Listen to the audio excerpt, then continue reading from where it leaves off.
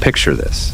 A girl's scream pierces the stone corridors of Pembroke Castle on a freezing winter night in the year 1457 AD. The sound cuts through the howling wind like a blade slicing silk, echoing against the ancient walls. Inside a chamber, lit only by the trembling glow of candles, 13-year-old Lady Margaret Beaufort clutches the blood-soaked sheets beneath her.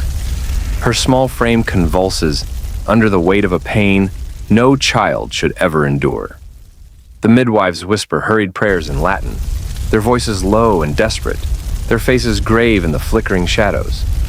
Outside, snow blankets the frozen ground of Bedfordshire, muffling the world in silence.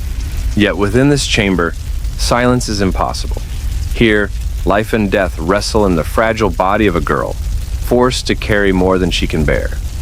Margaret's auburn hair clings to her sweat-soaked skin, strands plastered across her pale face as another wave of agony breaks over her.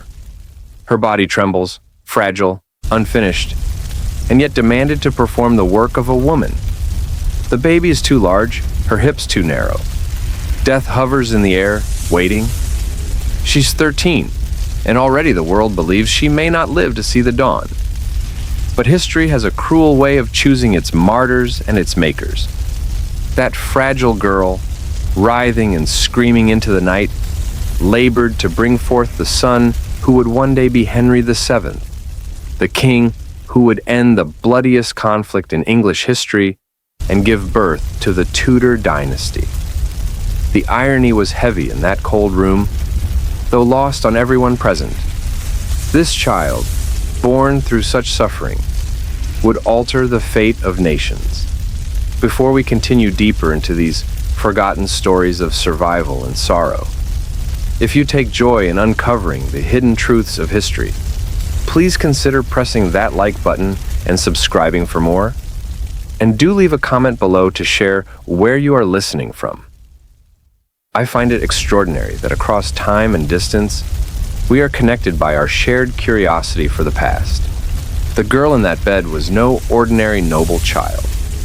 Lady Margaret Beaufort carried within her veins the blood of kings, most notably John of Gaunt, Duke of Lancaster, the fourth son of Edward III. But as Margaret would learn throughout her extraordinary life, royal blood was a double-edged sword, both blessing and curse. In the savage political landscape of 15th century England, soon to be torn apart by the Wars of the Roses, bloodlines determined everything. You could be prized as a valuable pawn, or condemned as a dangerous threat. Margaret's path to that birthing chamber had begun long before, back when she was still a little girl, wandering the gardens of Pembroke Castle, unaware of the brutal destiny awaiting her. Born in May of 1443 AD to John Beaufort, 1st Duke of Somerset, and Margaret Beauchamp of Bletsoe, she entered a world where alliances shifted like sand, and marriages were weapons as deadly as swords. Her father died when she was scarcely a year old. Some whispered he had taken his own life after bitter defeats in France left him disgraced and broken. Others murmured of poison, for in those dark times, every unexpected death of the nobility carried whispers of poison, like vultures trailing behind a wounded army. The shadow of John Beaufort's death haunted Margaret's early years. He had commanded English forces in France during the waning stages of the 100 Years' War, forced to watch helplessly as the hard-won victories of Henry V slipped away, lost territory by territory. The failures devoured him from within. By the time he returned to England in 1444, those who saw him described hollow eyes, trembling hands, and a haunted silence. He ate little, spoke less, and spent long hours staring at nothing. On May 27th of that same year, he was found lifeless in his chamber at Wimborne Minster. The official cause given was fever, yet those closest to him suspected the truth. Whether by blade, poison, or the crushing weight of dishonor, John Beaufort had chosen death over disgrace. Margaret's widowed mother wasted no time in securing her daughter's fragile future. The Dowager Duchess, Margaret Beauchamp, understood all too well the brutal rules of survival in a realm where women and children were valuable only for the alliances they could forge. At the tender age of 6, little Margaret was betrothed to John de la Pole, son of William de la Pole, Duke of Suffolk. The union was meant to bind two of England's most powerful families in a seemingly unbreakable alliance. But politics was fickle, moving swifter than childhood. When Suffolk fell from grace and was murdered while crossing the English Channel in 1450, the betrothal became nothing more than a worthless contract, discarded like ash.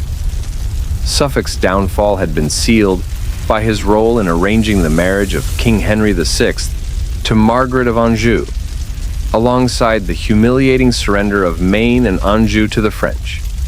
To his enemies, that betrayal was unforgivable. His death was bloody and merciless, and with it, little Margaret's future shifted once again into uncertainty. Death was bloody and merciless, and with it, little Margaret's future shifted once again into uncertainty. The downfall of Suffolk had enraged not only the nobility, but also the common people of England. His fate was brutal, even by the ruthless standards of the age.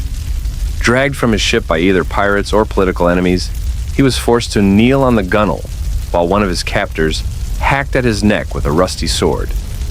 It took half a dozen clumsy blows before his head finally fell, a grisly end that echoed through the halls of power. The Beaufort women learned early what such violence meant. Survival depended on adaptability. Margaret's next fate was bound to Edmund Tudor, Earl of Richmond, half-brother to King Henry VI, through his mother's marriage to Owen Tudor. The Tudors were viewed by many as Welsh upstarts with questionable legitimacy. Yet in the game of power, they held something far more valuable than ancient bloodlines. They held the king's favor. Owen Tudor had once been a simple court official, but he caught the eye of Catherine of Valois, the widowed queen of Henry V. Their secret marriage scandalized the nobility, yet it produced two sons, Edmund and Jasper Tudor. Henry VI recognized them and raised them into the peerage, a decision that would shift the fate of England. By 1455, when Margaret was just 12 years old, her life was thrust into that tide of dynastic ambition. She was married to Edmund Tudor in a solemn ceremony that united politics with vows of love she could not possibly comprehend. The wedding took place within the stone walls of Pembroke Castle, the same fortress where she had once played as a child. The great hall was dressed in heavy tapestries, illustrating the victories of her Beaufort ancestors. And in the chapel, they stood before the tomb of her grandfather, John Beaufort, Earl of Somerset. Edmund, in his 20s and tempered by the harshness of war and politics, stood beside a bride scarcely grown out of her childhood clothes. The marriage was consummated at once, as was expected in a world where noble girls were treated less as daughters and more as instruments of alliance. That night left scars Margaret would never speak of, yet its impact shaped the rest of her life, her frail body forever marked, her faith growing into a devotion so fierce it bordered on obsession. Within months, Margaret's body began to change in ways that both terrified and bewildered her. The older women in her household exchanged whispers, faces mixing pride at the possibility of an heir with anxiety for the young mother's safety. Her own mother watched with a heavy heart, remembering that she herself had been 18 at Margaret's birth, an age far stronger than 13, and even then survival had not been guaranteed. But Edmund would never see the child his wife carried. In the autumn of 1456, while campaigning in Wales against Yorkist forces, Edmund was captured at Carmarthen Castle. His fate remains clouded in the fog of war and intrigue. Some accounts claimed he was surprised in a sudden attack when his men were scattered. Others spoke of betrayal within his ranks. Whether he succumbed to plague in his prison cell or was deliberately silenced by his captors remains one of history's shadows. The official record blamed disease, a convenient explanation in a time when death was common in filthy prisons.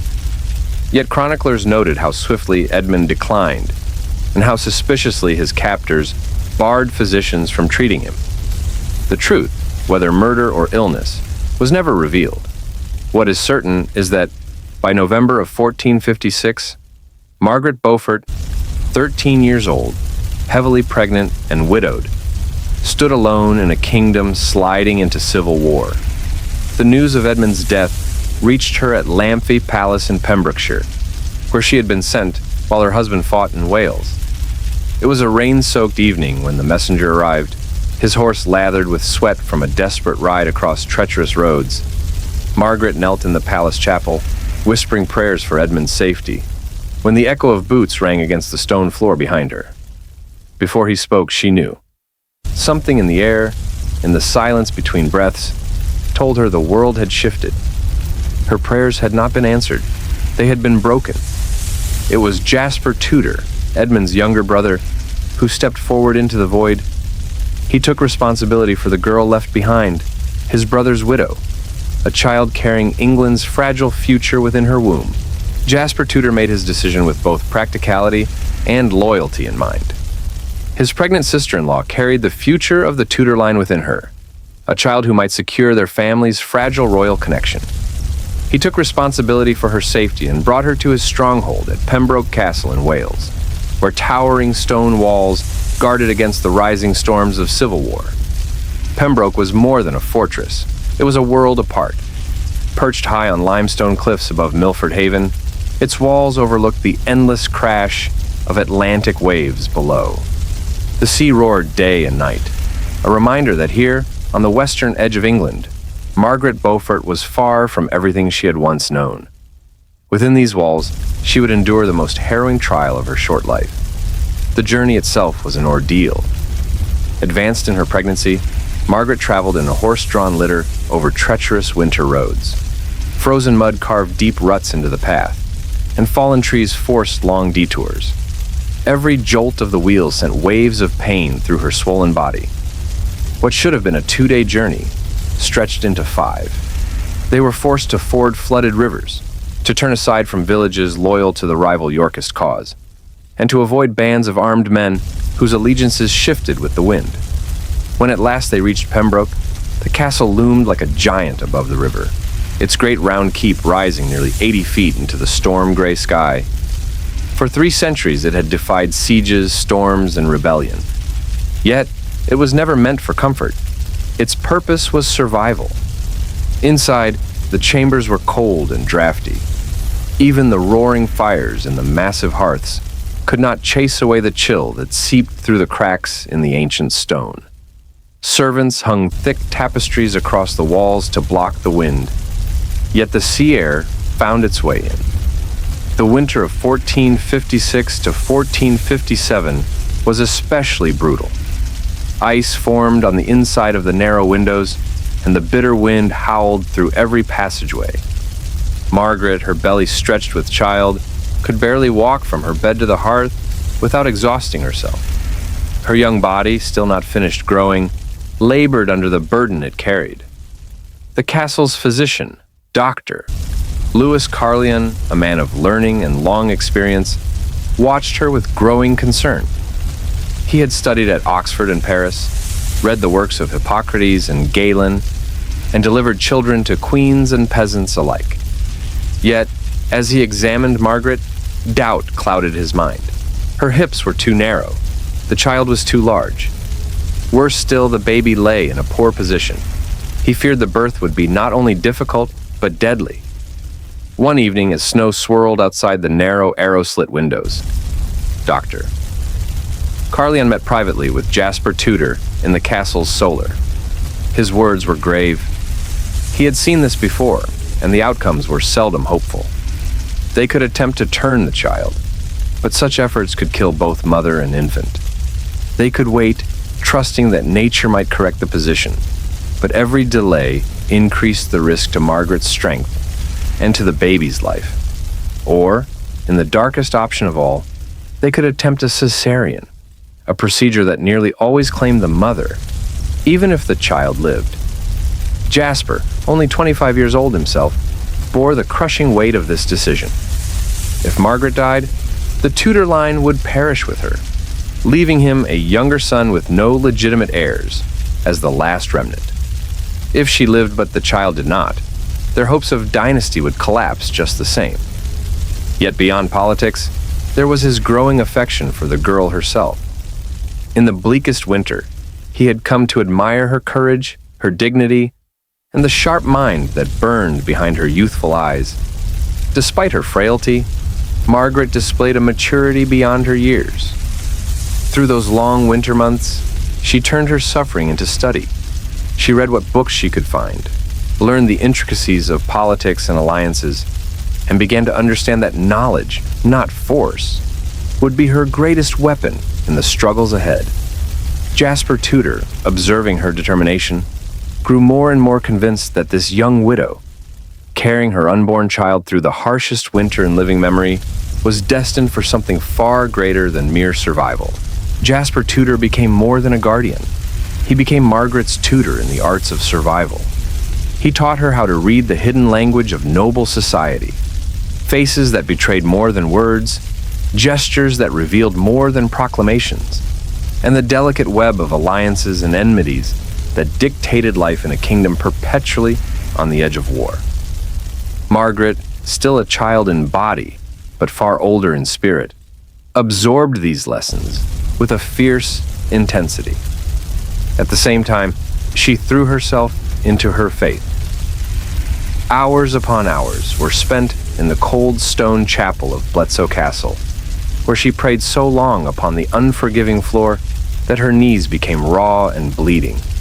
She memorized Latin prayers with the dedication of a monk, studied sacred texts with the precision of a scholar, and built a relationship with God so personal and consuming that it would become her anchor through decades of political storms. Some historians believe that her religiosity was born of necessity, that prayer was not merely devotion, but a desperate attempt to impose order on a world that had thrust upon her the trauma of child marriage and the terrifying prospect of motherhood. If she could give her pain meaning, it might not crush her spirit. Another guiding presence in her life was Father Meredith, the castle's priest. A Welshman schooled at Cambridge before holy orders, he combined classical learning with the hard realism of survival. His voice was steady as he taught her that God's will was carried not only by prayer, but also by action. Prayer without action is hollow, he told her once, but action guided by prayer can move mountains. Margaret never forgot those words. It was on a bitter January night in 1457 when her lessons in endurance met their true test. Margaret had been walking the battlements as doctor, Carleon urged, to keep her body strong. The icy wind bit at her cheeks, but she bore it silently, until a sudden crushing wave of pain bent her double against the stone. Her first contraction was so violent it stole her breath, leaving her clutching the rampart with white-knuckled hands. Her ladies rushed to her side, panic flickering in their eyes, as they half carried her back to her chambers. The midwives, women who had seen countless births, exchanged glances filled with unspoken dread. They knew the dangers all too well. A child forced to bring forth another child, her body unready, her life balanced precariously on the knife edge of ambition and necessity. They began their work with grim efficiency, laying out herbs, linens, and instruments, tools that could bring life or take it. Dame Gwen F. Dafford, the head midwife, had practiced her craft for over 30 years. From her mother and grandmother, she had inherited not only knowledge of herbs and remedies, but also whispered traditions and prayers, secrets passed through generations of women. She could turn breech infants, ease pain with careful massage, and call upon both God and nature to aid her. Yet, as she examined Margaret, her lined face darkened. The challenge was greater than even her seasoned hands had faced. The chamber soon filled with the sharp, pungent scent of burning herbs. Lavender to calm, rosemary for strength, and others known only to the midwives themselves. Their instruments glinted in the candlelight. Knives for cords, hooks for unspeakable tasks. forceps to seize what hands could not. Quiet prayers rose with the smoke, as if to steady both mother and attendants for the battle ahead. Margaret's agony stretched into hours. For 18 unrelenting hours, the young girl's cries echoed through the castle, until her voice failed and only hoarse gasps remained. Dame Gwen used every technique she knew, changing Margaret's position, massaging her belly, offering herbs for strength, whispering courage into her ear. Outside, Jasper Tudor paced endlessly, his boots striking the stone floor like a drumbeat of despair. Each scream that pierced the heavy door cut through him like a blade. Servants rushed past, carrying basins of steaming water and armfuls of linens, their faces pale with fear. In the chapel, Father Meredith remained on his knees, his lips moving ceaselessly in prayer for the fragile girl whose body and spirit hovered on the brink of breaking. As the black night yielded at last to the pale light of dawn, Margaret's strength waned dangerously, her fate, and that of her unborn child, hanging by the thinnest of threads. Margaret's strength began to fail. She had been in labor for nearly an entire day, her young body pushed far beyond its limits. Dr. Carl, summoned from his uneasy sleep, examined her once more and exchanged urgent whispers with Dame Gwen. The child was still alive, but in distress, its heartbeat faint and irregular. Margaret herself was slipping away, her pulse weak, her skin as pale as parchment. A decision had to be made. They would attempt a dangerous manual intervention that might save the child, but could easily cost the mother her life. Dame Gwen had performed such a procedure before, but never on someone so young and fragile. She positioned Margaret carefully, whispering prayers to Saint Margaret of Antioch, the patron saint of women in travail. Her weathered hands steady, even as her heart trembled. The chamber grew heavy with silence, broken only by Margaret's ragged breaths and the hiss of the fire. Then, at last, the infant emerged. The midwives froze, holding their breath. The baby was limp, pale, and silent, its tiny chest barely rising. For one agonizing moment, only the crackle of the hearth filled the room. Dame Gwen bent swiftly to her task, clearing the child's mouth and nose with practiced hands. Then, suddenly, the sound that transformed despair into hope echoed through the chamber, a thin, piercing wail. It was the cry of Henry Tudor, the future King of England. Margaret, barely conscious, heard that fragile cry through a haze of pain and exhaustion. She tried to lift her arms, but her body refused her will. Dame Gwen placed the newborn on her chest for a fleeting moment, allowing mother and child to meet, before rushing him to the fire to be cleaned and swaddled. Margaret's eyes followed him with desperate intensity, memorizing every feature of his tiny face, as though imprinting him upon her soul. The damage to Margaret's body was severe and lasting. In the days that followed, Doctor, Carl examined her with grave concern, speaking softly of torn flesh and injuries that would never fully heal. She would never bear another child. At just 13 years old, her childbearing years had ended before they had truly begun. Her future as a woman sacrificed to dynastic ambition. Her recovery was slow and agonizing. Fever swept over her in waves. An infection threatened to carry her away. Dr. Carl applied every remedy he knew. Bloodletting to balance her humors, herbal poultices to fight the fever, and strong wines infused with medicinal herbs to give her strength. Dame Gwen never left her side, spooning broth into her cracked lips and keeping vigil through the endless nights. Yet the deeper wounds were not of the body, but of the spirit. Night after night, Margaret awoke screaming from nightmares of her ordeal. She shrank from human touch, even from the gentlest hands that sought to comfort her. She loved her son with a fierce devotion, yet the memory of his violent entry into the world shadowed her joy, making it hard to hold him without trembling. But Margaret Beaufort's spirit refused to break. In the months following Henry's birth, she began to reveal the iron will and sharp intelligence that would one day make her one of the most formidable women in English history. Even in her weakened state, she understood what others might not. Her son was the future of the Lancastrian cause, and she knew that a widowed girl with an infant heir would need powerful allies in a kingdom sliding into chaos.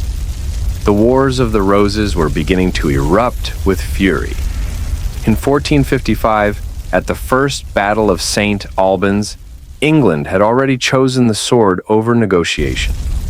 The White Rose of York stood against the Red Rose of Lancaster, and Margaret's fragile newborn child would soon find himself at the very heart of that storm.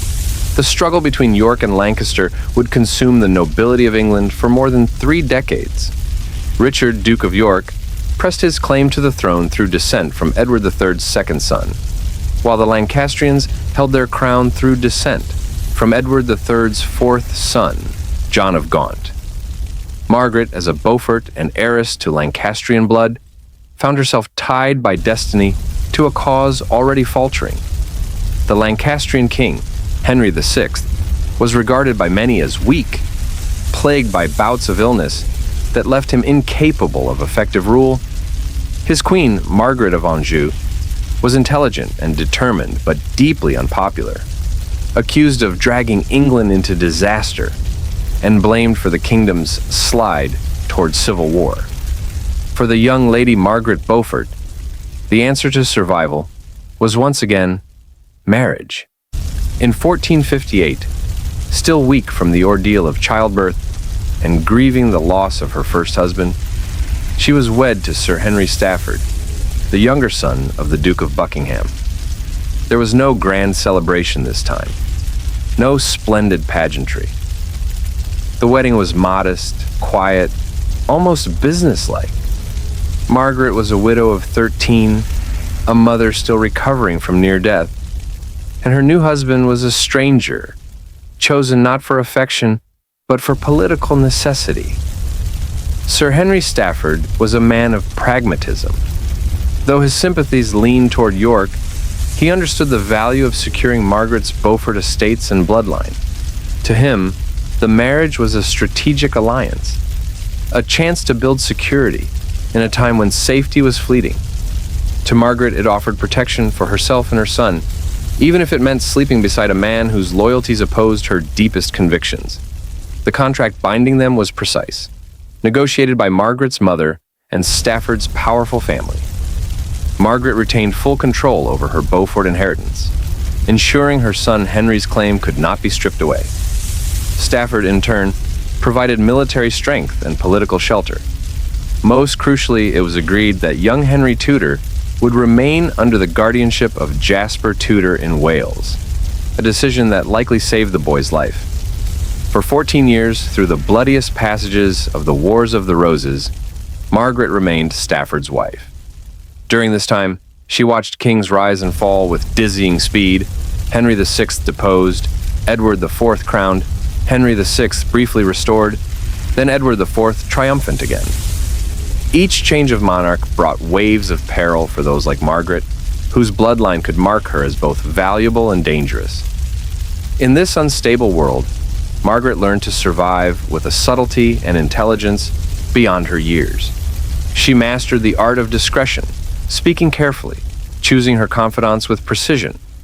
She cultivated bonds with women on both sides of the conflict, for she knew that female alliances often endured longer than male ones. She corresponded with Elizabeth Woodville, Queen to Edward IV, while maintaining secret communications with the exiled Margaret of Anjou in France. Every word in those letters was a risk. A single phrase falling into the wrong hands could mean charges of treason and the gallows. All the while, Margaret's heart remained bound to her son. Henry grew up far away in Wales, under Jasper Tudor's guardianship. Their meetings were rare, perhaps once or twice a year, and even then carefully arranged to avoid suspicion. To Margaret, each brief visit was both joy and agony.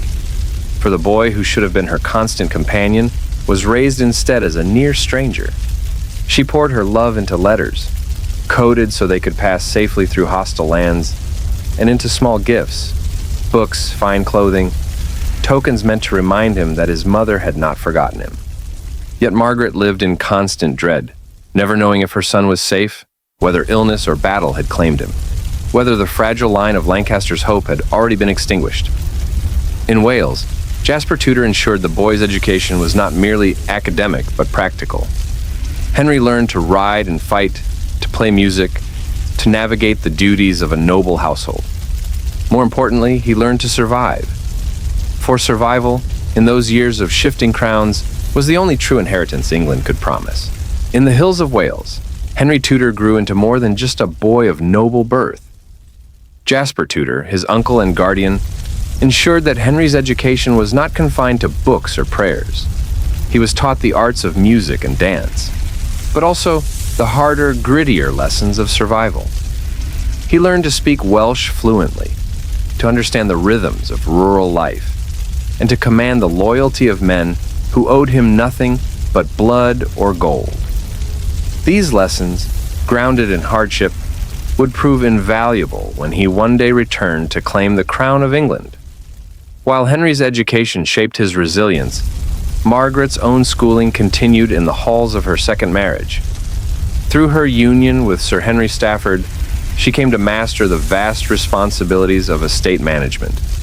She studied ledgers and accounts with an almost scholarly obsession, ensuring that not a coin was unaccounted for.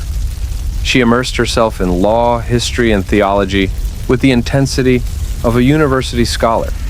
Books became her refuge, and her private library swelled into one of the finest collections in all of England. Within those shelves, written in Latin, French, and English, lay works on military strategy, mystical theology, politics, and even the art of kingship itself. Every page she read strengthened her mind. For Margaret understood that survival was not only a matter of swords and soldiers, but of knowledge and foresight. But in 1461, the fragile balance of her world shattered once more. Edward, Duke of York, secured a decisive victory at the Battle of Towton, the bloodiest battle ever fought on English soil. On Palm Sunday, March 29th, beneath snow-driven skies in Yorkshire, more than 50,000 men clashed in brutal combat.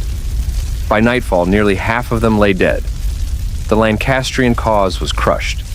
Its leaders were scattered or slain. King Henry VI fled to Scotland, while Queen Margaret of Anjou escaped to France with her young son, Edward of Westminster. For Lady Margaret Beaufort, this was a moment of peril and terror. Her Lancastrian blood made her a natural suspect in the eyes of the New Yorkist king, Edward IV. Worse still, her son Henry, hidden in Wales, was a living beacon for Lancastrian resistance. Edward had already shown a willingness to execute those he deemed enemies. Would his cruelty extend to children? Margaret endured sleepless nights, haunted by visions of soldiers dragging her boy from his bed, of receiving word that Henry had been slain in the dark. Her response was vigilance. She created an intelligence network of her own, quietly paying servants and merchants for tidings from Wales, bribing clerks to secure copies of royal correspondence, and cultivating whispers in the courts of both friend and foe. Every coin spent, every message intercepted, bought her a little more certainty. The work was exhausting, but it kept her son alive. In 1469, the tides of fortune turned again. Henry Stafford, her husband, marched under Edward IV's banner at the Battle of Edgecote. There, he suffered a grievous wound, a gash to the thigh that became infected, leaving him partially crippled. The injury and the months of pain that followed soured his loyalty to the Yorkist cause. He had bled for Edward IV, yet received neither honor nor reward in return. Margaret tended him through his long recovery, and with care more subtle than any blade, she began to reshape his loyalties. She did not openly speak of the Lancastrian cause. That would have been reckless. Instead, she planted quiet doubts. She murmured of corruption in the Yorkist court, of Edward's failures, of the neglect shown to those who had risked everything for him. She appealed not to politics, but to her husband's wounded pride. Slowly, patiently, Margaret's influence worked upon him. Stafford's bitterness deepened, and his once firm loyalty to York began to waver. By 1470, when the great Earl of Warwick, Richard Neville, known to history as the Kingmaker, turned against Edward IV, Stafford was ready to shift with him. Warwick's rebellion shook the kingdom to its core. Once Edward's most trusted ally, Warwick now cast his lot with Margaret of Anjou, pledging to restore Henry VI to the throne. The alliance was strange, almost grotesque in its contradictions. Warwick had fought for years to topple Henry VI, and yet now, wounded by Edward's betrayal, he allied himself with the very queen he once despised. Margaret Beaufort followed these shifting allegiances with sharpened attention and swelling hope. If Henry VI could be restored, if the Lancastrian cause could rise from ruin, then perhaps her son might step forth from his Welsh exile and into destiny. She began to write again, cautiously probing the loyalties of old friends, testing the waters for a cause that seemed reborn. For Margaret, the game was no longer just survival. It was preparation for the day when her son's name might echo, not as an exile's, but as a king's. Every letter Margaret sent or received was a matter of life and death. Communications during those years were extraordinarily dangerous, for discovery meant execution not just for her, but for anyone who carried her words. Yet in October of 1470, fortune seemed to breathe life into the Lancastrian cause. Against all odds, Henry VI was restored to the throne. Edward IV fled to Burgundy with his brother Richard of Gloucester, leaving London to welcome back its frail and bewildered king. Margaret was present at Westminster when Henry VI, pale and trembling, was led from the Tower of London and crowned once more. She watched his vacant eyes, his confusion at finding himself king again after years of imprisonment, and she knew the truth. England's fate rested on a man who barely understood his own crown. But the miracle of restoration was brief. In March of 1471, Edward returned with Burgundian gold and a hardened band of mercenaries at his side. Moving with ruthless speed, he gathered disillusioned nobles who had grown weary of chaos. The first decisive clash came at Barnet on April 14th. The great Earl of Warwick, the Kingmaker himself, was struck down in the fighting, his ambitions extinguished in mud and blood. Only 2 weeks later, on May 4th, at the Battle of Tewkesbury, the Lancastrian dream died. The army of Queen Margaret of Anjou was crushed. Her son, Edward of Westminster, Prince of Wales, the last legitimate heir to the Lancastrian throne, was slain. Whether in the fury of battle or murdered after capture, no one could say with certainty. Soon afterward, Henry VI himself disappeared within the tower. Whispers spoke of a quiet murder carried out on Edward IV's orders. With his death, the direct line of the Lancastrians was gone forever. And so, in that moment of despair, Margaret's teenage son Henry Tudor became something he had never expected. The most dangerous boy in England. His claim was distant, traced through the Beaufort line, shadowed by old whispers of illegitimacy. Yet with no surviving Lancastrian heirs, he stood as the final thread of hope for those who would not bow to York. Jasper Tudor, realizing the peril, made a desperate choice. To remain in Wales meant certain death. To flee meant a chance at survival. On a storm-lashed night in September of 1471, Henry, just 14 years old, was hurried aboard a ship at Tenby. With Jasper at his side, he sailed away into exile in Brittany. They had less than an hour's warning before Yorkist soldiers reached Pembroke Castle. It was escaped by the slimmest of margins. Margaret was not there to see him go. The news of her son's flight reached her only days later, and when she heard, the weight of it nearly broke her. For 14 years, Wales had stood between her and Henry. Now, an entire sea divided them. She did not know if she would ever embrace him again. In her mind, she imagined him standing on the Welsh cliffs, wind tearing at his cloak, his young face lit by the glow of a departing lantern. That picture haunted her, a farewell that had never been given. Her grief was profound, but grief hardened quickly into resolve. If she could not be a mother in the ordinary sense, then she would be something far more formidable. She would become her son's shield and his strategist, even from across the sea. Her love transformed into calculation, her prayers into plans. Courtiers who had once dismissed her as a quiet, devout woman now saw a different Margaret. She moved through halls of power with new steel in her gaze, playing the long game of politics with patience and precision. Her son was gone, her cause in ruins, but Margaret Beaufort had been reborn. She would endure, she would plot, and she would spend every breath of her life working to place her son upon the throne of England. Margaret threw herself into her new purpose, building networks of support across England. Quietly, carefully, she sought out nobles who might be persuaded to someday back her son's return. It was work of immense danger and endless exhaustion, but it gave her something she had lacked since Henry's exile, a reason to endure. Not long after Henry fled to Brittany, Margaret faced another loss. In 1471, her husband Henry Stafford died. His health had been failing for years since his old war wound, yet the timing struck many as uncanny. Some whispered of poison, others of stress and grief, but no clear answer was ever found. What mattered was the result. His death freed Margaret from a cautious, half-Yorkist alliance and opened the path for her to act more boldly. Now nearing 30, twice widowed, Margaret faced a decision that would shape the rest of her life.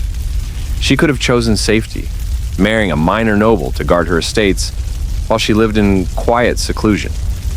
But Margaret Beaufort was no longer the girl who had once prayed away her fears in cold castle chapels. She chose not safety, but power. Her third husband was Thomas Stanley, Lord Stanley, one of the most calculating men in England. Stanley's reputation was legendary.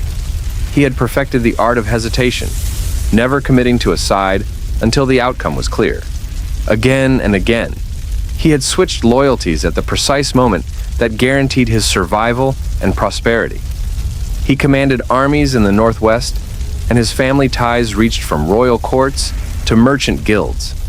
For Margaret, an alliance with Stanley offered everything she needed: intelligence networks, political influence, and soldiers who might one day march beneath her son's banner. For Stanley, marriage to Margaret gave him the prestige of Beaufort blood and links to noble families who still murmured Lancastrian prayers in secret. Theirs was no union of love, but a cold, brilliant partnership of mutual advantage. Their wedding in 1472 was not a quiet affair. It was lavish, deliberately so, staged to remind England that Margaret Beaufort had not faded into obscurity. The celebrations lasted 3 days, filled with tournaments, banquets, and solemn church services. Nobles from across the realm attended, and even Edward IV himself appeared, perhaps calculating that it was wiser to keep this dangerous woman within sight than to leave her free to weave her plots in the shadows. The marriage contract was crafted with precision, reflecting Margaret's determination to protect her son's rights.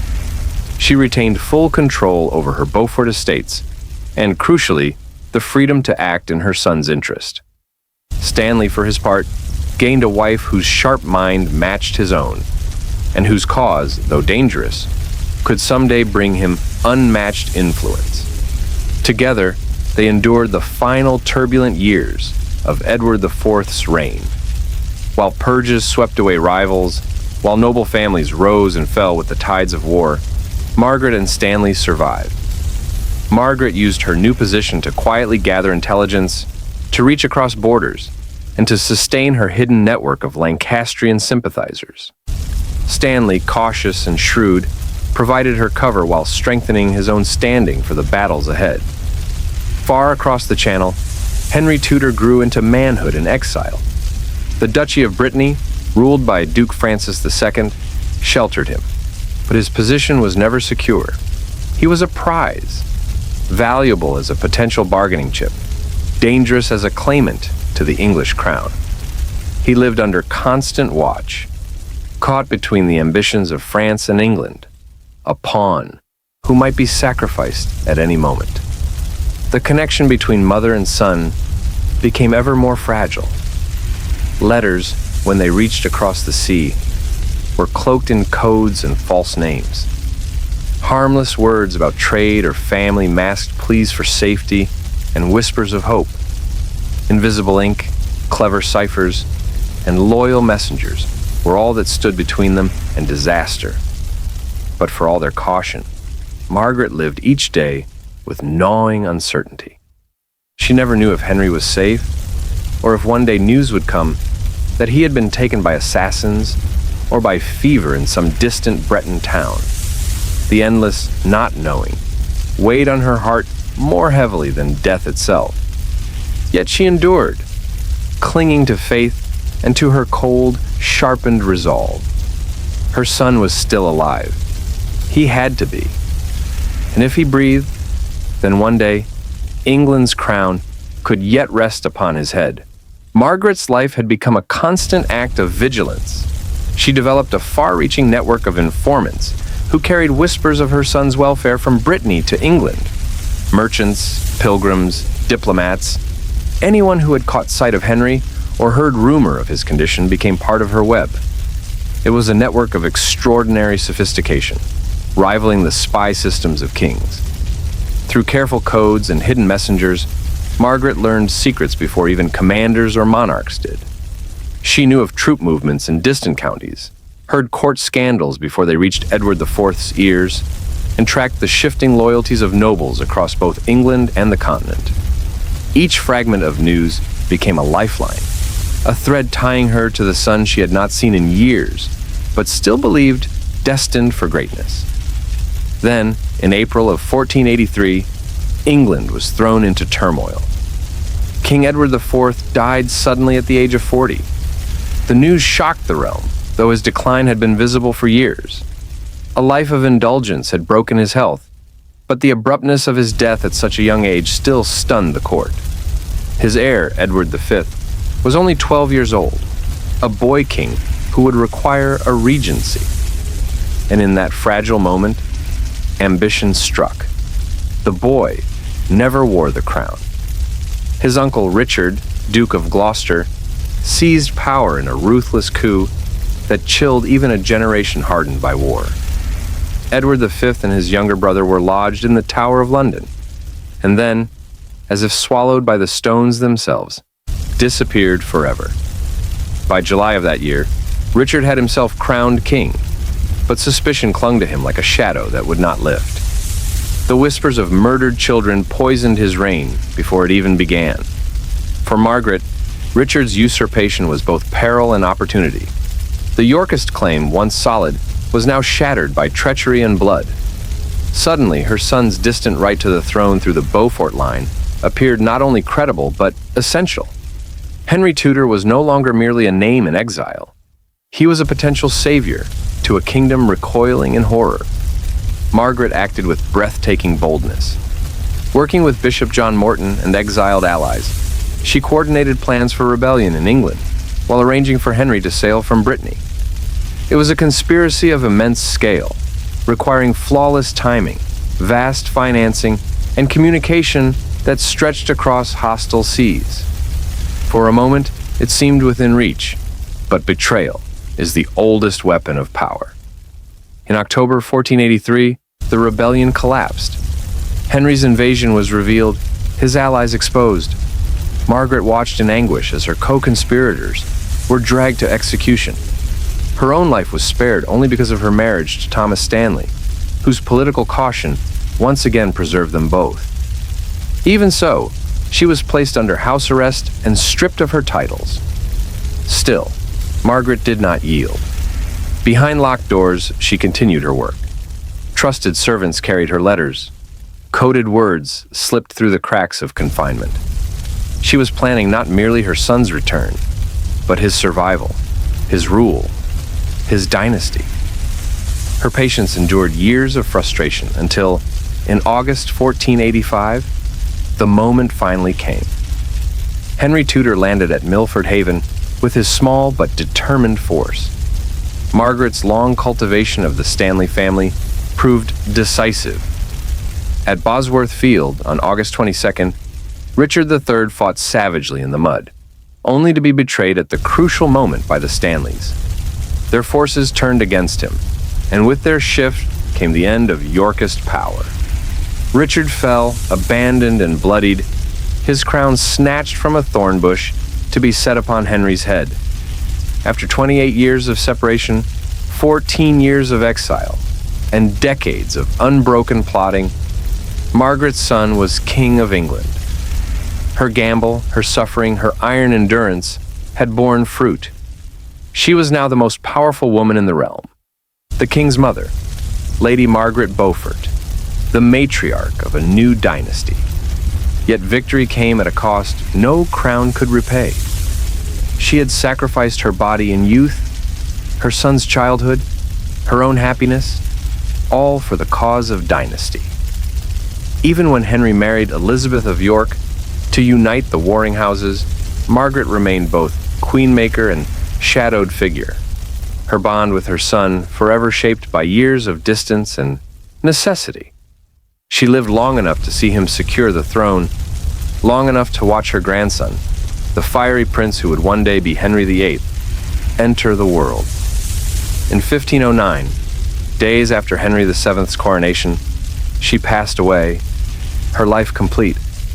The girl who once screamed in agony in the birthing chamber at Pembroke Castle could never have imagined the destiny that pain had begun. She became not merely a mother, but the founder of a dynasty, the woman whose faith and ferocity ended the Wars of the Roses and reshaped England forever. Maternal love had been Margaret's greatest strength and her most devastating wound. What she could not give her son through affection and presence, she transmuted into power, strategy, and relentless ambition. That love, twisted, reshaped, but never extinguished, became the foundation of a dynasty. At Westminster Abbey, where Margaret Beaufort rests beneath her tomb of black marble, visitors read the Latin inscription that honors her as a woman of remarkable faith, influence, and achievement. The polished stone declares the triumphs of her life, the mother of a king, the architect of peace after decades of civil war, the matriarch who ensured the survival of her line. Yet the marble cannot speak of the pain that began her journey. It cannot echo the raw, piercing cry of a 13-year-old girl in childbirth at Pembroke Castle. It cannot tell of the nights she lay awake, separated from her son by war, exile, and distance, clinging to hope with a heart hardened by grief. That first scream, the sound of youth breaking under the weight of destiny, reverberates still, though only in silence. It belongs not to the Abbey, but to the wind that lashes the cliffs of Wales, where the sea crashes endlessly against ancient stone. Those waves carry whispers of her story, a tale of a girl who became a queen's mother, not through ease or privilege, but through suffering no child should ever endure. It is in that suffering, transformed into unyielding resolve, that England found its future.